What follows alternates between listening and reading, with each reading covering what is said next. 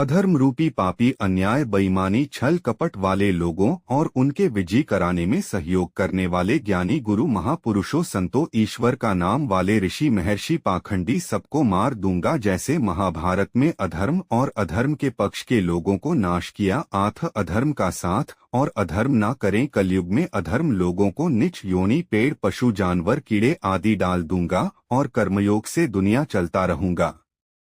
अब न सुदर्शन चक्र धनुष शस्त्र उठाऊंगा, कलयुग में कर्मयोग ज्ञान से दुनिया चलाऊंगा। ग्वाला यादव माधव श्री कृष्णा।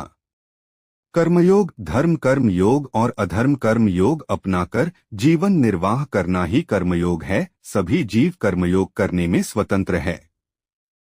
धर्म कर्म योग न्याय दया सहयोग करुणा ईमानदारी भलाई और ईश्वर नाम को याद कर जीवन निर्वाह करना धर्म कर्म योग है।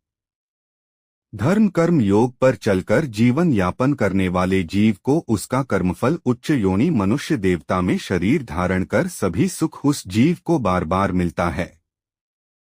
सर्दी गर्मी ज्वार बुखार यह कर्मफल दुख नहीं, असली दुख नीचे की योनि कीड़ा मकोड़ा पशु पक्षी पेड़ आदि में जन्म या शरीर धारण करना है।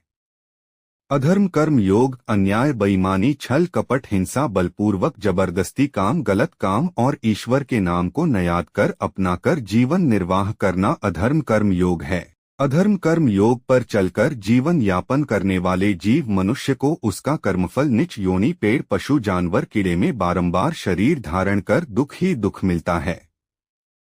यही कर्मयोग नियम है। मनुष्य सभी प्राणी में श्रेष्ठ है और उसको धर्म अधर्म का ज्ञान है। यही कर्मयोग है। कलयुग में धर्म कर्म योग पर चलकर जिंदगी संभव है। भक्त श्री कृष्ण ग्वाला बबन यादव।